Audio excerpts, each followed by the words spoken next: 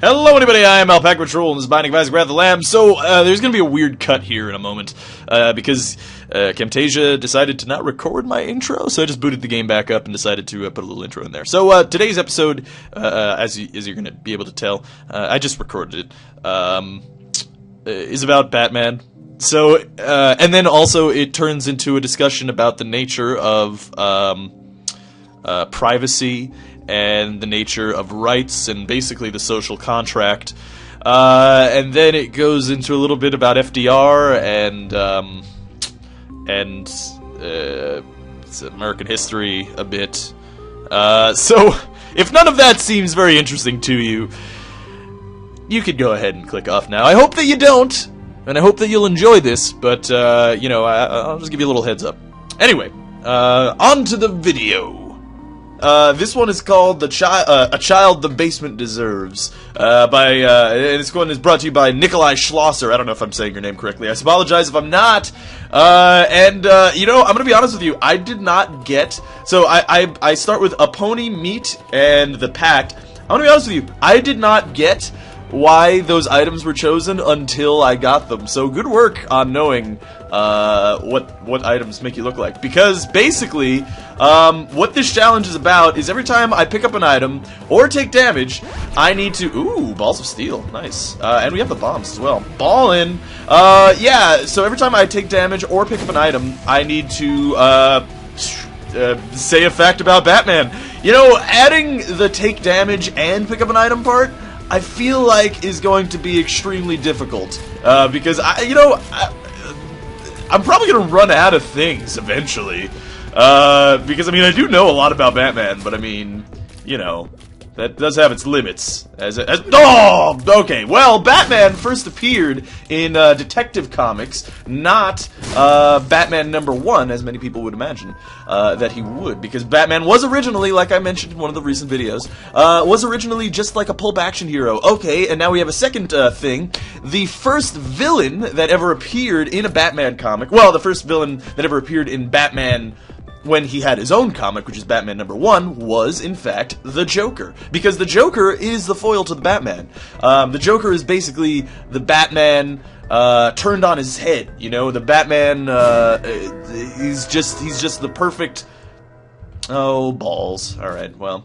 He's the perfect opposite to the Batman. He's Batman if he went on another path. Because that's the thing, is that Batman is not a he is an anti-hero. He's not considered an anti-hero, and a lot of that is due to the fact of the Silver Age of comics, where they made Batman into a silly character, but they made every character into a silly character, because there was the whole big period where it was just a bunch of people upset over, like, oh god, you know, afraid of, like, children being upset over comics. It's the same thing that's happening in video games right now. But, like, in the 50s, there was a huge wave of, like, you know, parents being like, well, I'm in the middle of a fact, so despite the fact that I took damage, I'm going to keep going with this fact. But basically, during the Silver Age of comics, they didn't really... Oh, balls. They didn't, they had that period that's similar to how they're having with video games right now, where they think video games are making kids violent and all that. Same thing with comics. They did that in the 50s. And basically what they did is they made all the characters kind of silly. Which is actually how a lot of the great characters... Do we have anything else to do on this floor? Not really. Get on the next floor. Yeah, that's how a lot of, actually, the great characters out of Batman's Rogues Gallery came about. Like Two-Face. You know, Two-Face, in a very simple way, he's a very silly character, right? I mean, like, he's all about the duality, you know, it's all about the dichotomy and all that. It's just, you know, two things. He always have to have two things. He's gonna have $2 million, or he's gonna want 2 fighter jets, or 2 nuclear subs, and one's gonna be old, and one's gonna be new, or one's gonna be broken, and one's gonna be, good.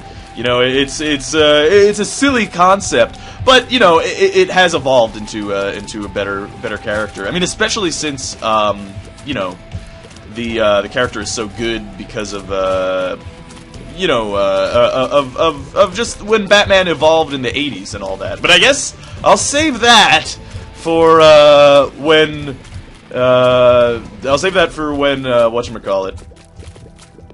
when I take damage again. Also, side note, now I did say that Cameron was going to be on the challenge today. He should be, but he actually is driving back to his house from San Francisco, because he lives in Los Angeles. I'll tell you his address. No, I'm just kidding. But I should tell you his address. That'd be hilarious. You guys send him, like, big boxes of dildos. Yeah, no, he's driving back, so he's going to take 7 hours. So I figured you guys probably want a video, so I would imagine that I shouldn't, you know, deprive you of that, as it would have definitely deprived you of a video if I had waited for Cameron. So, you know, there's that.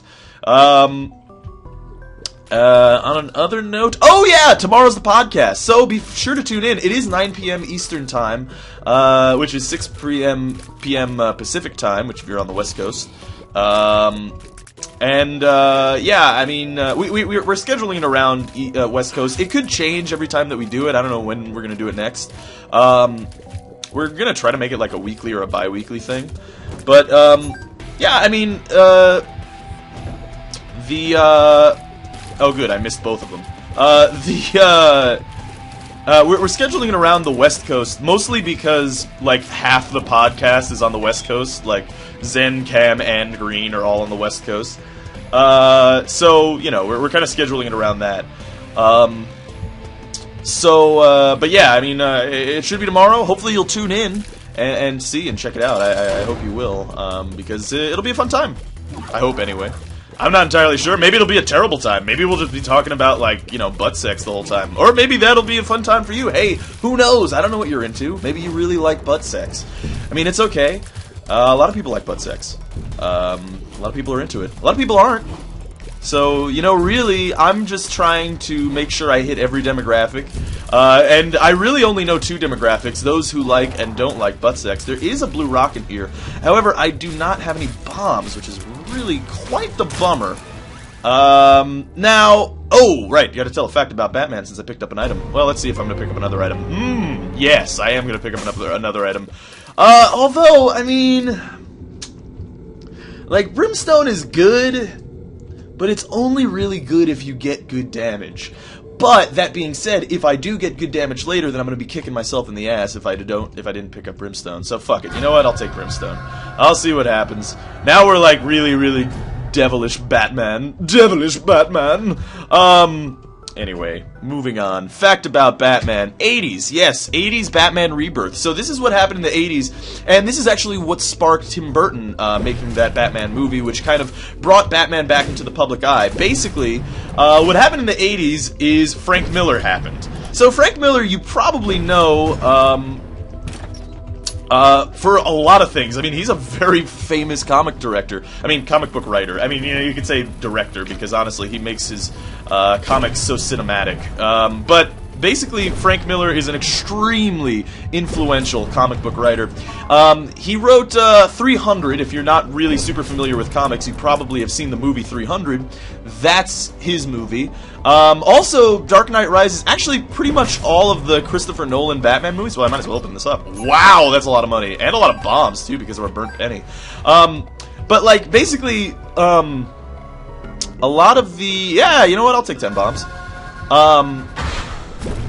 A lot of like movie artistic style is taken from Frank Miller as well, and all of Christopher Nolan's Batman movies are based on Frank Miller novels. Like, for instance, he originally wrote Batman Year One, which takes place in basically the first year of Batman's career as being Batman.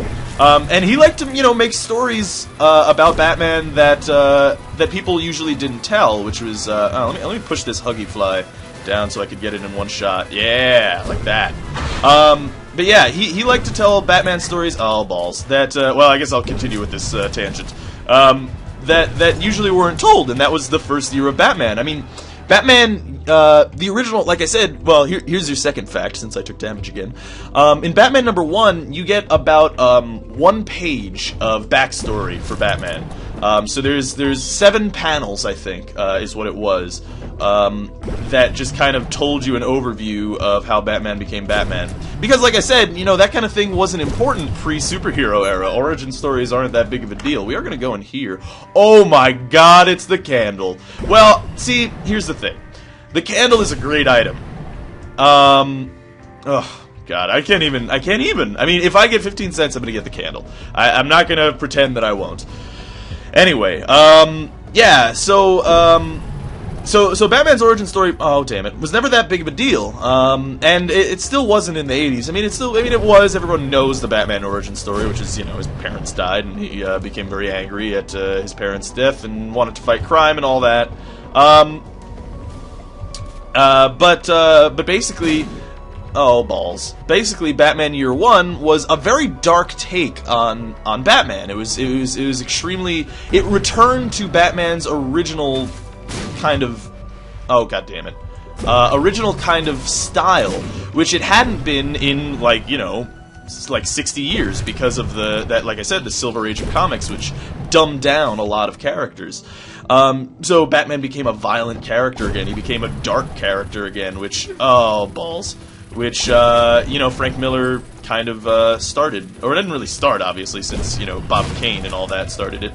Yeah, I mean, you know, he kind of brought it back. And then he also made Dark Knight Returns. So, 2 very different Batman stories. And what Dark Knight Returns was, and this is probably, oh, balls. Dark Knight Returns is probably his most famous story. Interesting. Very interesting. Nah, see, we'd have to lose the candle as well, so not really worth it. But yeah, so Dark Knight Returns is another one of those stories that isn't really traditionally told. It's basically, if you read the foreword, Frank Miller talks about basically he realized that he was 32 years old, and he'd gotten as old as Batman. He's been reading Batman his whole life, and Batman was forever 32. So he wanted to make Batman human again, and I'm going to go all the way back. I'm going to skip this. Oh, god damn it. Never mind. So he wanted to make Batman human again and make him old to reflect him getting older. So he wrote Batman Dark Knight Returns. And in that story, Batman has retired. He's like 50 years old. And, you know, but then the city has been kind of turned into, like, chaos and all that. And Batman decides to make a comeback, become Batman again. And it's a great story. It's a really great comic. If you want to read a good comic, read... Oh, come on! If you want to read a really good Batman story, read Dark Knight Returns. It's very, very good. And, you know, he did that, so that's Frank Miller for you. I don't know why I was talking about Frank Miller. Oh, probably just the 80s rebirth. And then after Frank Miller, you know, everybody started doing Batman like he was.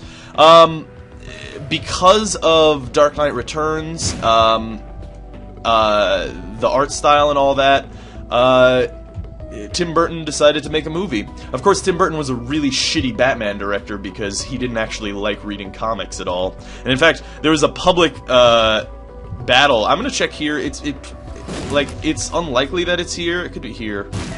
Okay, Jesus, we had to use so many bombs. Ah, and it was so not worth it. Alright, we do have 15 cents though, so let's see. Let's see what we're gonna do. Let's see. I wanna go fight this boss and see what's happening. I don't know. Oh, alright. Good lock controls. Hooray. Anyway. Yeah, see, I mean, the thing is that I'm going to be losing the flight, and flight is really good. I really do like flying. But yeah, so, you know, and then after that, there was... I mean, I've picked up loads of items, so I guess I'm just going to keep talking about Batman. I hope this is interesting. I don't even know if it is. It probably isn't, like, to most of you. But, you know, it was the most upvoted challenge, so... by the way, as well, you know, post your most upvoted challenge... I mean, post the custom challenge run, and I'll do the most upvoted one. And this was the most upvoted one. Should have probably taken... Oh, no, I don't use the Magician. Okay, so, do we want to lose flight in order to get the candle? Yeah, I think we do. I mean, like... Flight is amazing. I love flight, but I probably love the candle more. Although, I am using Brimstone. So, I mean, it would be hard to use the candle. Yeah, you know what? I think this is gonna be the one time that I'm gonna turn down the candle. This is gonna bite me in the ass. I already know that, and I know I'm probably gonna get loads of comments like unsub. No, nobody turns down the candle in my house.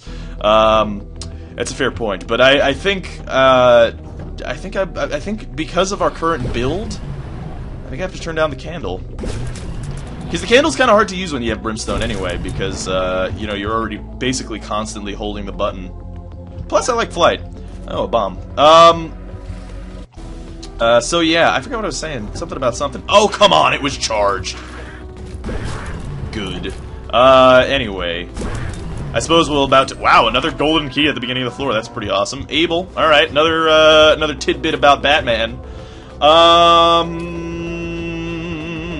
Batman. Oh, okay, so there have been 3 Robins over the course of Batman's history, right? The original, which everybody pretty much knows, which is Dick Grayson, and he's known, sadly, known from the terrible Joel Schumacher movie, which, bad, really bad. I mean, bad movies. I think he made 2 of them, and they've all been bad, but...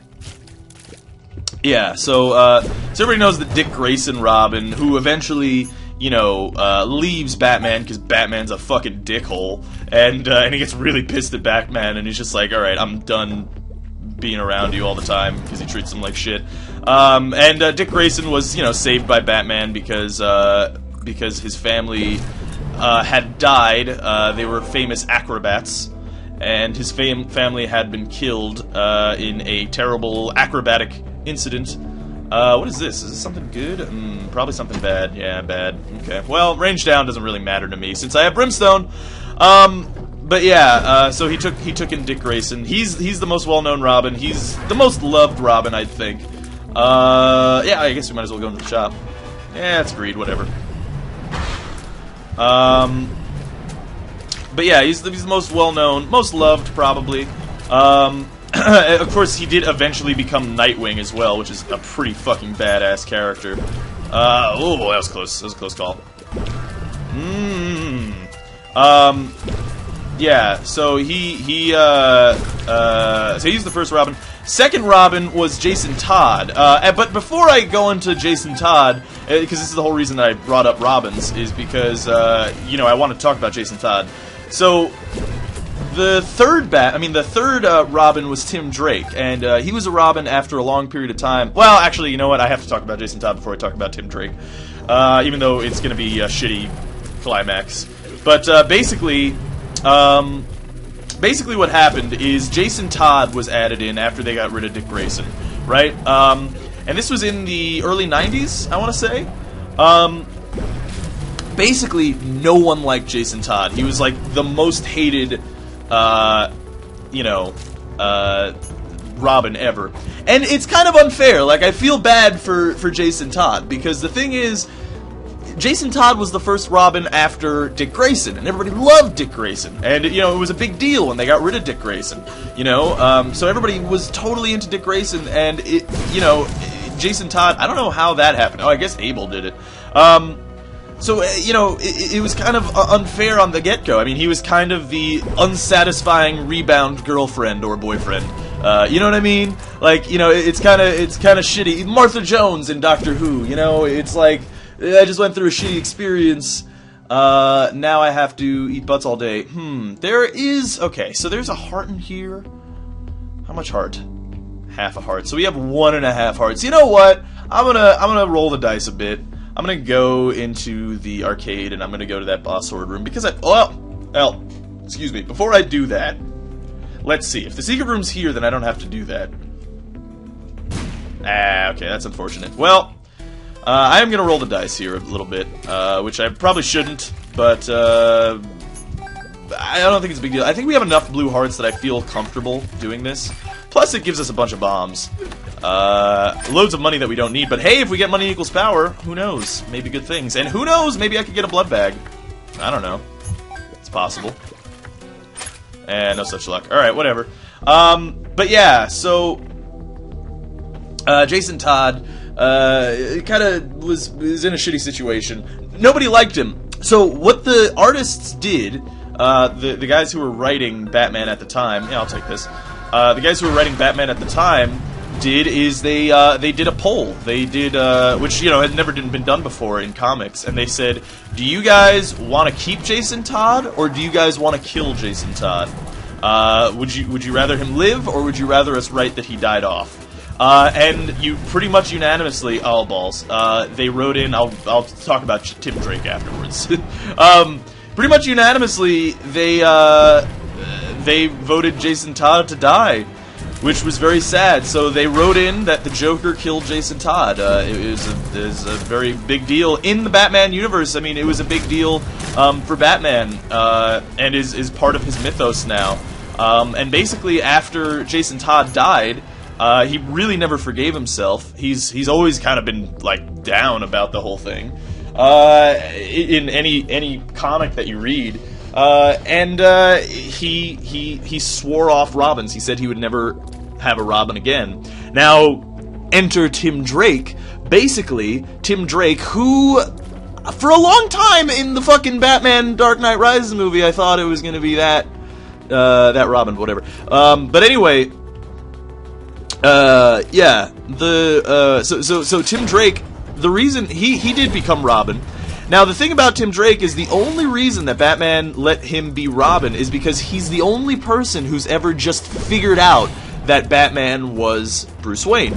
He just came to Bruce Wayne one day and he was like, "Hey, so I know you're Batman." He just detectived that shit up and figured out that Bruce Wayne was Batman. Because of that, Bruce Wayne was like, "All right, I mean, I can't you got skills, kid. You got skills. Come beat some fools up in the darkness with me." I mean, Book of Sin and the Shovel are bad. If I had the D6, I would have totally rerolled that. We have 36 bombs. I might as well look for... look for, both rooms, but... I'd actually probably, run out of bombs before I find both rooms because of how big this goddamn floor is. Oh, gosh. What else can I talk about Batman? I suppose I'm not really running out of things, now that I think about it. But I don't know how interesting this is. Cameron will be in the next video as well, so keep that in mind. What the hell? Yeah, I don't know if this is going to be interesting. You guys upvoted it. It's your own fault. Hopefully you're interested by it. What else can I do? I mean, I guess I could look for the super secret room. It likely doesn't have anything really good. Super secret rooms generally don't have anything, super good. So, I mean, not really worth the time, but let's see. Oh, god damn it, Abel. Alright, so it's not there. We wasted 2 bombs. I think that's enough for the super secret room. I'm gonna say, it could be a white heart, though. Okay, fine, we're gonna look. It's not, it's gonna be at, most... What? 6 locations left, maybe? Yeah, something like that. Well, yeah, well... 5 more, I think. Well, actually, it could be in another place that's actually a little bit out of the way. Although, I don't know if I checked there. I might have already checked there. Ah, there it is. Okay, cool. Yep, it is a white heart. Okay, so it was worth it. I have a lot of bombs. I mean, fuck. It might as well, right? Anyway, moving on. Batman Man. I already told you about Mask of Zorro, how Batman's basically a ripoff of Mask of Zorro. Which is pretty funny. That one of the most cherished characters in history. I mean, that's the thing about Batman is that he's kind of the American Sherlock Holmes, isn't he? He's kind of the he's the great detective. Oh, actually, here's a fun fact. So Ra's al Ghul, you guys know him from the original Chris Nolan Batman movie. Oh, come on. Fucking can't get the stupid thing to charge. You guys know Ra's al Ghul from the original Batman movie. Actually, that is an Arabic phrase, and it's pronounced Raish al Ghul. The thing is, when the guy who wrote Ra's al Ghul originally wrote him, he was pronouncing it as Roz because that's how he said it. He didn't do really the research. He researched later and found out that it's actually pronounced Raish. And in fact, that's why Chris Nolan decided to have them pronounce it Ra's al Ghul, because it was the original pronunciation. Weird, but that was his reasoning. If you watch the Batman animated series, though, they do say Raish al Ghul because that is the proper pronunciation of that thing. We will use our bombs because, hey, we probably... Oh, alright, we gotta speed up. Because we probably have the shit anyway. Probably gonna get a golden key anyway because we got it the past couple of floors. But yeah, so that's interesting. He's a good character, Ra's al Ghul. Did you guys know that Batman had a kid? A lot of people don't know that. Batman actually has a son. Now, it's kind of, it was a weird situation. So, Talia al Ghul, who did make an appearance in... Oh, fucking piece of shit. Alright, it still found the secret room. Oh, we only need 2 more cents, and then we have the perfect amount of money. Anyway.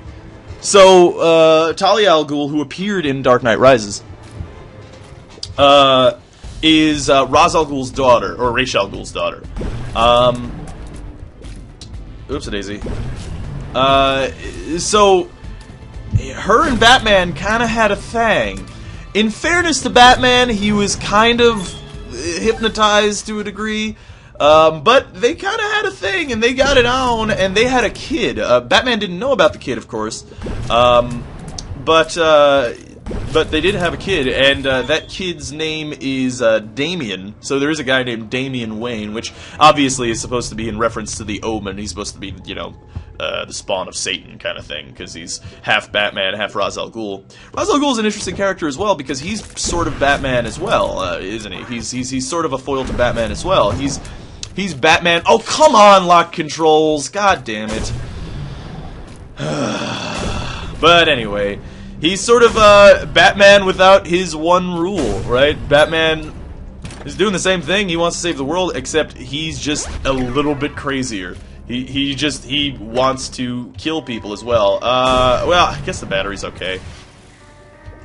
Pick up the heart. Might as well pick up the red heart. Might as well pick up the tarot card. The moon takes the secret room. We already went there. I guess we could go to the next secret room. But yeah.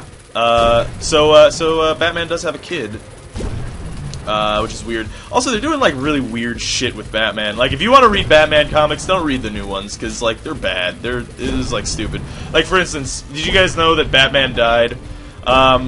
So they killed off Bruce Wayne in the DC Comics universe, and then they had this whole series where it was like the battle for the cowl, and it was like all the different dudes trying to be the new Batman. So like Dick Grayson wanted to be the new Batman, Tim Drake, you know, Damian Wayne, Hush, like all these characters wanted to be Batman.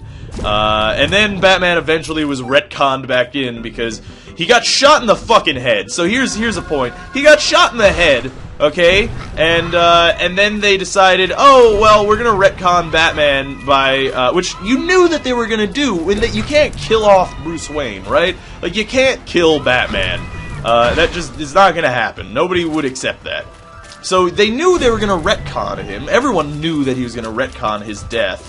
Retconning, by the way, is just the thing in comics or movies, or, well, basically TV series, not really movies.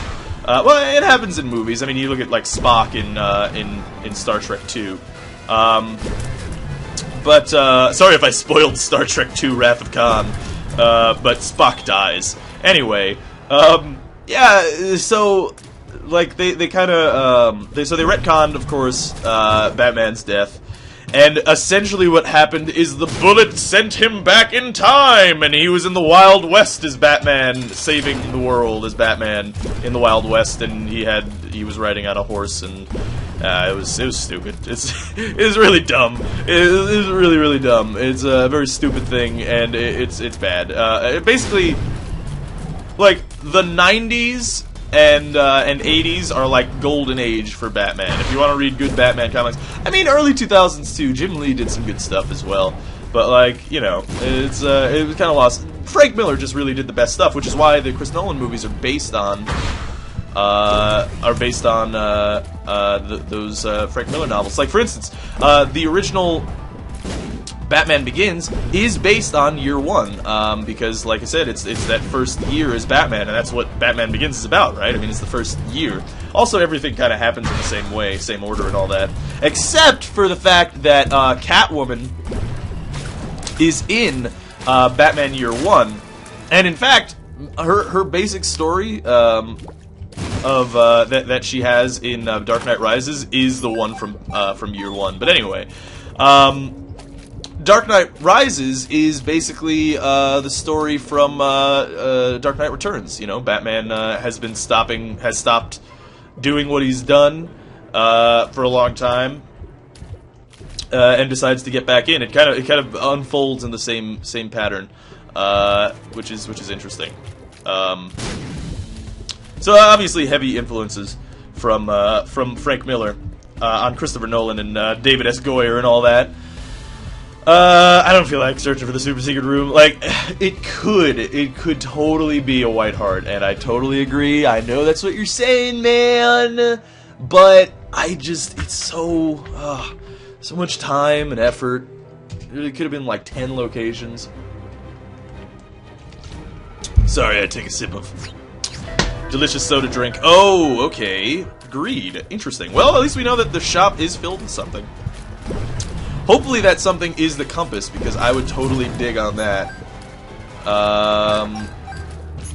Loads more money. That soda tastes disgusting. Like, I literally just tasted the corn syrup in that soda. Ugh, ugh. That's gross. Did not like that one bit. I did not like that, Sam I Am. I guess I'll stop with the Batman for a little while until I take damage again or something. Because I'm sure quite a few of you have clicked off by now. And if you have, I'm sorry. Maybe tomorrow I'll talk about something a little bit better. Or a little bit more widely loved. I mean, Batman is pretty widely loved. Oh, God. Pretty much mostly because of his character. He's just a really good character, you know? He's that guy, he's our fear, right? You know, he's our, I'll use this once. He's our fear. Our fear is that, like, you know, they explored that in The Dark Knight, which I loved. And obviously I haven't talked about it yet, so you probably don't know what I'm saying. But I'm sure you're used to that by now with me. Oh, man, I should have taken damage there. I'm an idiot. Bloody Penny. You know, interesting. Very interesting, but I don't know about it. So they explored this idea in the Dark Knight, the second movie, not Dark Knight Rises. When Batman did his thing, right? Like when Batman did the thing where he could view every cell phone in the city and see where everyone is at all times, right? They kind of explored that idea that Batman really has, like, except for killing, any means, the means always justify the ends, right? He had to stop the Joker, and the only rule that he had is that he wouldn't kill him. But every other rule could be broken. He doesn't care about your privacy. He doesn't care about your ability to walk or anything like that. He doesn't care. The means always justify the ends for Batman, and that's an interesting dynamic because it kind of goes against what we're all about as humans, right? I mean, like, we want to be protected, obviously. We want to have security, right? And we love the police. We like having them around. It's great. Mom's Pearl is a pretty good item, but it's kind of nebulous exactly what it does. Supposedly it gives you more blue hearts dropped, but I already have the miter, so again it would be kind of just confirmation bias. Oh, balls. But yeah, he's kind of like we love protection. We love the police. We love the army, having them around, except when they go a little bit too far, right? Like, except when they're listening to our calls, a la Patriot Act, except when they're searching us for no reason, you know, except when they're just going beyond what it is that we want, right? When they're infringing upon our rights to give us security. That's a fine line to draw. I mean, that's an important line that has been just talked about forever since democracy, really, right? Like we love protection, but we also like privacy. We also like keeping our rights. I mean, rights versus protection is, I mean, really, if I wanted to be totally honest, yes, it is the candle, that's ballin'. If I want to be totally honest, that hasn't even been since democracy, that's been forever, right? I mean, it's rights versus protection. We'd love the state to keep us safe, but we'd also like to be able to live properly, right? And that's the thing about Batman, is he doesn't really care about your privacy. He's gonna just keep you safe. He's just gonna protect you, and that's what he is, right? That's kind of what Jim Gordon is talking about at the end of Dark Knight. You know, he's not the hero, which is why this is, you know, the name of the challenge. He's not the hero that you need. He's the hero that you deserve. You know, he is the moral force. The only problem with protection, by giving up your rights for protection, is who are you giving up your rights to, right? Aaron Eckhart, who plays Two-Face, plays Harvey Dent in Dark Knight, talks about this, right? He says, in Rome, which this is true, by the way, in Rome, in times of emergency, economic crisis, huge wars, rebellion, the people would elect a dictator, and this is where the term dictator comes from. The people would elect a dictator, and the dictator would dictate what they do. He would become the supreme ruler of Rome so that he could deal with things properly. And, you know, a lot of that makes sense. Honestly, in certain crisis situations, it's better to just have one leader. As opposed to all of Congress or all of, I mean, obviously, look at our current financial situation, right? In America, anyway. If you look at that, you see that they can't agree on anything, and you're getting worse and worse and worse by the day, and that's only because Congress can't deal with it. Would that problem be solved with a dictator? Yeah, it would, but you'd be giving up your rights, so it's a fine line. I mean, that's the thing, and that's what he talks about, right? Is that he kind of idolizes that idea. Aaron Eckhart kind of idolizes that idea that they give up their rights for a dictator that can save them, right? For a savior. And then, you know, Rachel Dawes' character says, yeah, that's true, and that was a good idea, except the last dictator never gave up his power, and that was Julius Caesar. And it's true. I mean, see, that's the thing. But that's why Batman is the hero that we deserve, not the one that we need, because he's not the guy that you want. He's an asshole. He's a brooding douchebag, and he's a fascist. He doesn't care about your rights. He doesn't care about anything. He only cares about protecting you. So he's not the hero that you need. He's the hero that you deserve, because he's not the guy who's going to step over the lines. His moral strength is far beyond any other person, and you can safely give up your rights to him.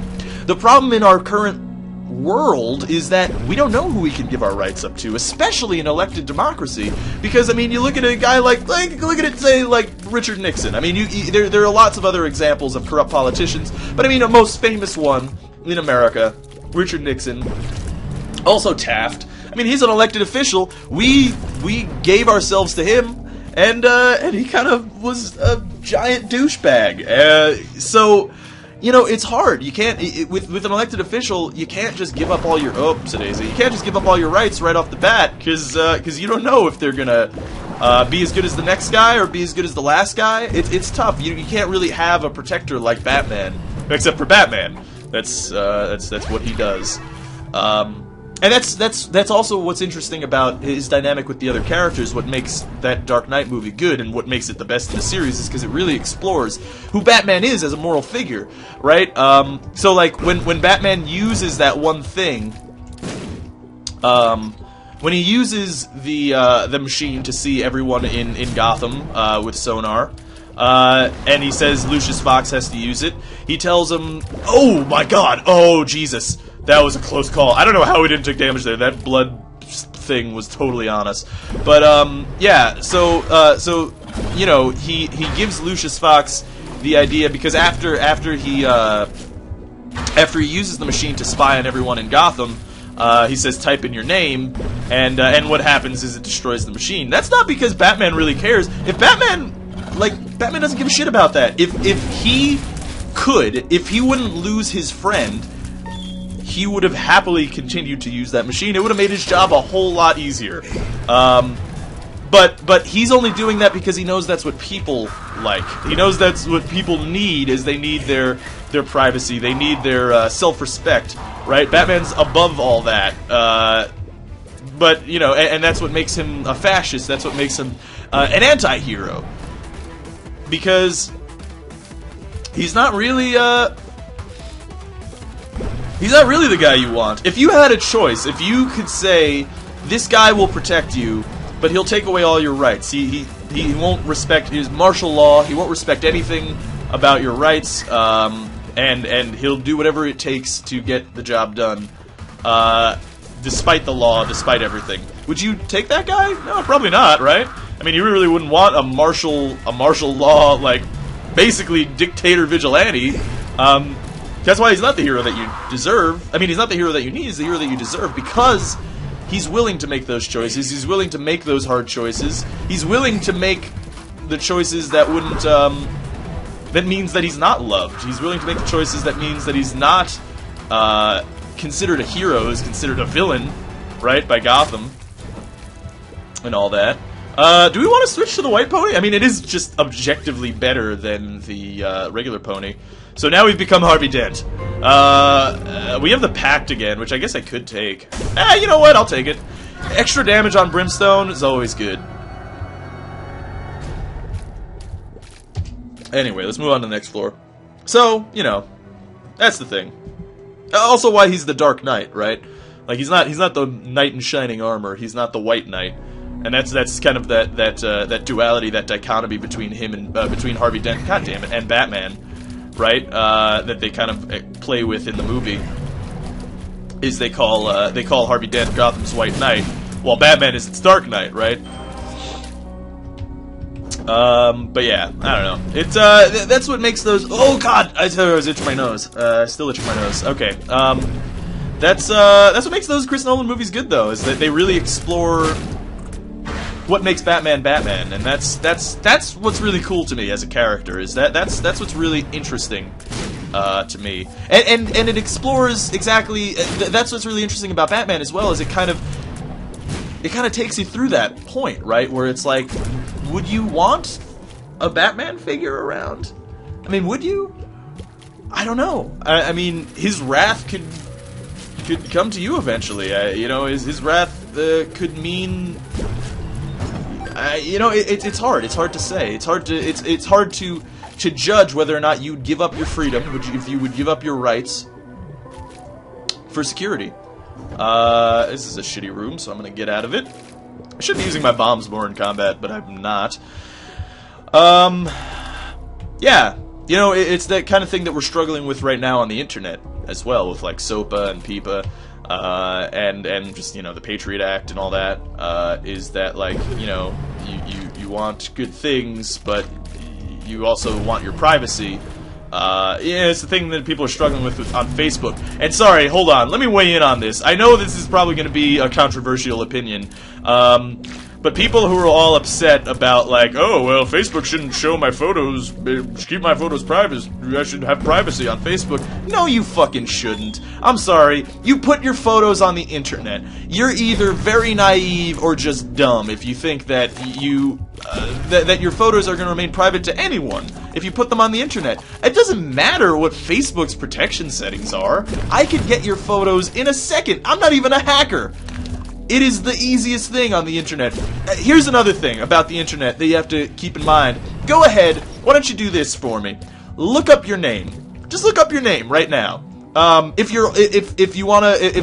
you're not quite old enough to have really anything going on with your life, look up your parents' name, right? Look them up. See what you can find. I'm going to tell you what you can find right now. You can find their place of address. Right now, you can find their phone number, you can find where they've lived their entire lives, you can find where they've worked, you can find where they've been, you can find what they've done, you can find their rap sheet, you can find anything. Anything that you want about a person is on the internet right now. It's so easy to find everyone. Especially if you have any kind of business fame or anything, or like if you put your stuff on LinkedIn or anything like that, your Facebook, your Twitter, your anything, if you have a presence on the internet, it's so easy to find you. So the idea that I understand why people are upset about the whole Facebook thing, because it really is something that they're more upset about they're more upset about other things. Not upset about Facebook. They're upset about the lack of privacy in the world because we don't have... We've lost that. We've lost the anonymity on the internet. I mean, we've lost that kind of idea that we are all alone on the internet. We can do whatever we want. I mean, we can't really. And you know what? That's going to be more and more. More and more, we're just going to have... Look at YouTube, right? What is YouTube trying to do right now? They want you to change your name, your YouTube handle, to your real name. Now, why they want you to do that is a whole list of things. I mean, one of which is to try to stop trolls, because if you don't have anonymity, then you probably aren't going to be as much of a dickhead on the internet. Also, if you notice, all the trolls on the internet, or all the trolls on YouTube anyway, are not exactly the ones who have their full name presented. But yeah, I mean, so that's one part.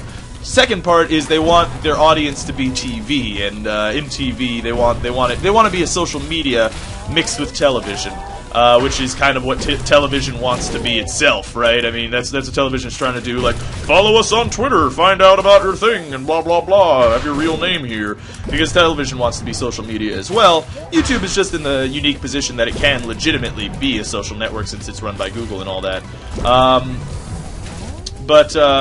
Oh balls. But yeah, I mean, so that's that kind of thing, right? Is with Facebook is you're not anonymous, you're not private, and your photos aren't private, and it's really easy to get into your photos. You're putting your photos on the internet. Now here's the thing: many people would you know, cry and say, well, that's fucked up because I'm supposed to have privacy, right? Yeah, sure. Well, then get a fucking photo album. Put your photos in a photo album, and you know what? Even then, they're not really private. There's no such thing as fucking privacy. You've lost that. You lost that a long time ago. Now, should governments protect your privacy? Yes. Yes, they should. Which seems like it's hypocritical. Not really necessarily hypocritical, but contradictory, right? So, you don't, alpacapatrol, you don't care about privacy, you're just saying about how much it doesn't really fucking matter. Yeah, it's true, but you know what, the thing is, and that's a fair criticism. The truth is, though, the government has a prerogative to respect your privacy, to protect your privacy, because, and this is mainly the reason, the Supreme Court had set the precedent that you do have a right to privacy. Now, the thing is, that precedent is not really being very well upheld because of the Patriot Act and the NDAA and all that. So, you know, you don't really have that privacy that you're supposed to be afforded as a right. A lot of that problem stems from the Bill of Rights, but I'm not even going to go into all of that because that's a whole other story. But yeah, and you know, that's you know, the thing that's kind of instrumental with Batman as well, is that, does your privacy matter? Does your rights matter to you? Or does your protection, does your security, does that matter more to you? You know, it was Jefferson, and this is completely misquoted, by the way. So keep that in mind, and you know, take this quote with a grain of salt, because it really is actually misquoted. You can look it up. It's one of the most quoted things from Thomas Jefferson, and it's completely misquoted. But basically, Thomas Jefferson more or less said, those who would give up their rights for common security deserve neither. Of course, he didn't say that. In fact, he was kind of supporting, like, if you read the actual quote and what it stems from, he's kind of supporting giving up your rights. But, yeah, I'm gonna keep the sun. That's way better on Isaac. Yeah, but anyway. So that's the thing with that. And that's kind of the idea, right, is if you really don't value your rights so much as you would just give them up to like, what people fought for. I know that sounds like propaganda, which it is today, since, you know, we consider it a defense budget, even though we haven't been attacked since 1812. So, but anyway, whatever. And again, this is all America. I know there's a lot of people from Europe, so this isn't really important to you. But oh balls! All right, it's gonna be impossible to drop bombs on them because of ABEL and GISH.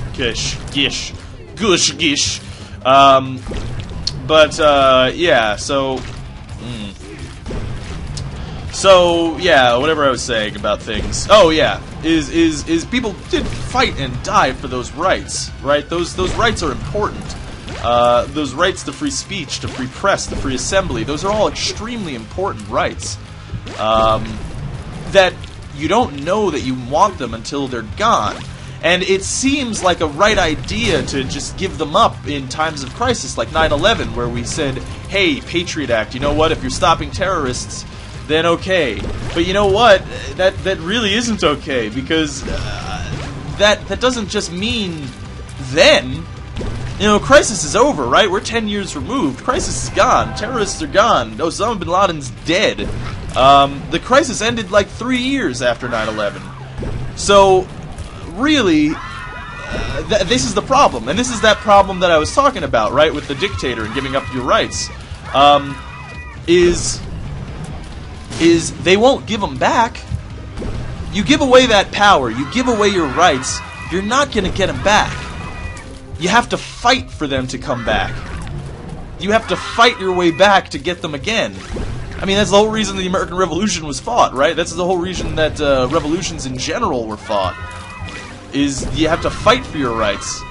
You have to quote the Beastie Boys, you need to fight for your right to party. In this case, partying is freedom of assembly, but, you know, you get the idea. Those rights that we had, those rights to privacy, for the NSA to do warrantless wiretaps, those aren't coming back. They're not giving those up. Why would they give them up? You're asking people in power to give up their power. Power corrupts. Absolute power corrupts absolutely. Niccolo Machiavelli said that in the Renaissance era, and you know what? He's been right ever since. It's found to be true as well. I mean, if you look at the prison experiments, I forgot what the name of the prison experiments are called, but you look at the prison experiments, very famous prison experiments. I mean, they made a movie about it with Adrian Brody.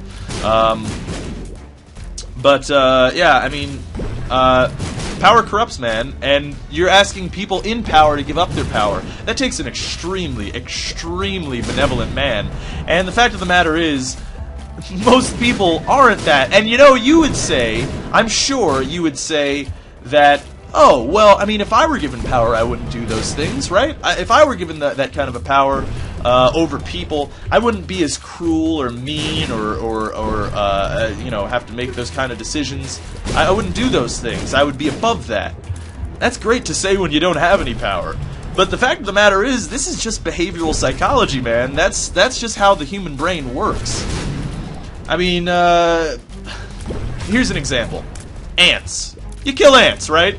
You see an ant, you kill an ant. You see, and maybe you don't kill ants. Maybe you kill, oh, you know what? I'm going to blow this up because it probably has a chest, or it could have a chest, and if it has a chest, yeah, it has an item, but not anything particularly good. I'd rather have the flight. Although it's not really entirely necessary at this point. I'll probably go take that before I fight the boss. We'll see. This is the wrong way? Wow, that's kind of ridiculous. Yeah, so ants, bugs, something like that, you know, you kill them. And in a lot of situations, say like a spider, the spider's not really doing anything to you, right? In fact, the spiders are actually pretty good at helping out around the house. They kill other insects that are really pests. I'd rather have poison touch, to be honest. I'm going to try to kill lust last. Although a health up would be good too. I'm kind of like changing my mind all the time, which is bad. I'm gonna kill Gluttony if I fire here. Okay, good. I managed to hit it properly. Yeah, health up.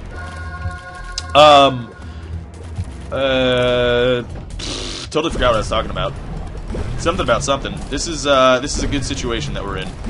As long as we can. Oh God, ABEL and all that are kind of screwing my shit up, but we're doing a good job. Because if we could keep them like this, then this room is pretty easy. I don't know if we're going to get it. Yeah, we got it. Okay. They're a little bit far apart, which is not what I like. Yeah, they're really far apart now. It's gonna be hard, yeah. Impossible. That sucks. This room has now become very difficult. Okay, managed to kill one with a beam of light, which is pretty awesome. I don't know why I stood there and took that. So I can't even blame lock controls there. That was just me being stupid. Yeah. So, I mean, yeah, power corrupts. That's and you're asking the powerful to give up their power. They're not going to do that. That's silly.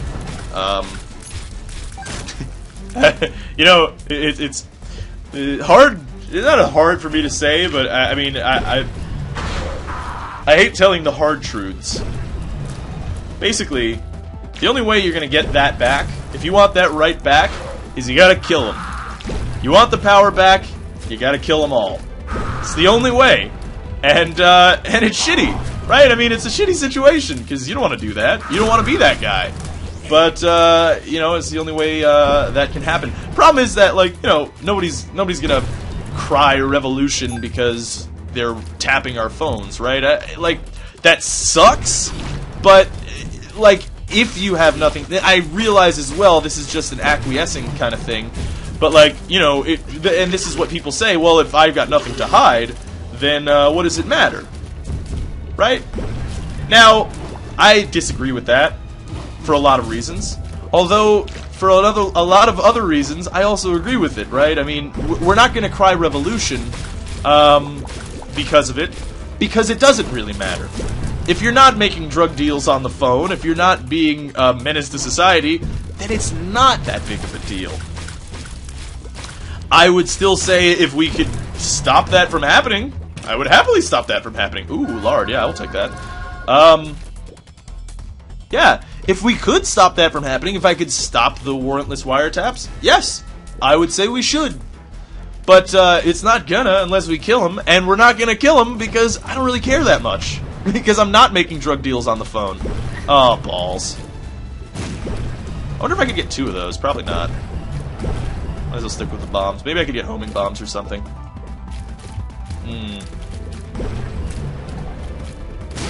I don't know why I thought greed was wrath there for a second. Probably because I'm dumb. That's probably the reason. But yeah, so... You know, it's one of those things. You know, revolution, people have to be pushed so far for revolution. We're not quite there yet. We're almost there. It got to a pretty dangerous place with the whole Occupy Wall Street and Occupy Everything a year ago. It got to a pretty dangerous place. But we didn't quite get there. All right, here we go. We should, I'll say, be able to beat Blue Baby. I don't know if we're going to be able to. We should, though. I hope that we can.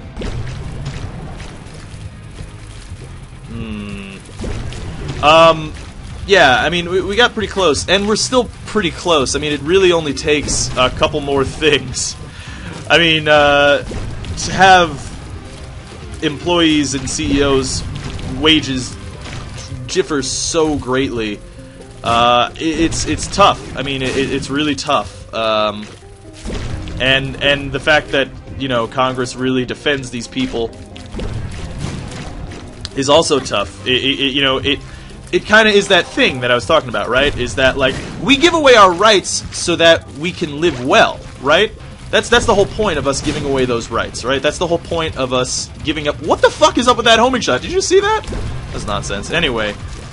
we give away our rights so that we could live well, so that you could protect us. But if you're not doing that, and we're giving up our rights, then that leads to revolution. That's what happens. Oh, balls. We're taking more damage. Remember, we do have the sun, so, like, it's not, like, dire straits right now. Pretty close to dire straits, though. I will say that. So, yeah, I mean... That's the thing. If you're taking away our rights... You're taking away our homes, you're taking away our everything, our jobs, everything, to protect the people who started the whole mess in the first place.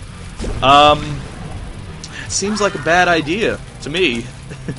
If you want to not have a bunch of people chopping off the heads of Louis the 16th and all that. But, you know, it's... decadence of leadership leads to... Oh, come on, lock controls. Really? Great. Okay, good. At least we didn't take damage. Shit. Yeah, the decadence of leadership does lead to revolution for sure. But not yet. Has to get to a little bit darker of a place. People have to start dying, basically. There's one thing that always gives me goosebumps. And this was in, I think, Michael Moore's Capitalism, a Love Story. Which, by the way, Michael Moore, he's a giant fucking douchebag. I don't like Michael Moore. But a lot of times he's right. A lot of times he's totally wrong, by the way. So always, if you watch Michael Moore films, seriously research what he's talking about, because he tells one side of the story. There aren't always two sides, but he really tells one side of the story. Anyway, whatever. But there's this one point in the movie where he talks about FDR, and it always gives me goosebumps. It always actually makes me tear up, because during the Great Depression, a lot of the things that were happening now, the protests, the walkouts, all that stuff, that was happening then too, because people weren't going to take that kind of shit, and it was the same thing. It was deregulation. There was no regulation. It was a laissez-faire economy. So people were pissed off because these bankers were making it rich and everybody else was starving. So I think it was a town in Ohio that the company hired the Pinkerton gang, which was actually, it used to be an Old West gang turned into a group of private security, basically mercenaries for the rich. And their thugs to go beat up the workers so that they'd get back to work because they were protesting. FDR sent in the National Guard. Now, in most other situations, and a lot of situations of what happened during the protests in the 60s, if you look at the Kent State Massacre, you would think that the National Guard was sent in to quell the riots, were sent to quell in the revolt. Because that's what it was, a rebellion. But the National Guard didn't point their guns at the crowd. They pointed their guns at the Pinkerton gang and the company thugs. And FDR said that those people have their right to protest. You know, that's the kind of man that we need now. I think that's the kind of man the whole world needs now. A leader who can protect us and will use his power benevolently and fight for the rights of people, like the Batman. So basically what I said in the end, if we wanted to conclude, is that FDR was Batman. Anyway, hopefully you guys enjoyed it. Thanks for watching. Post your custom challenge runs down below. Hopefully this was interesting. If it wasn't, sorry. Yeah. As Alpacapatrol signing out. Peace, fools.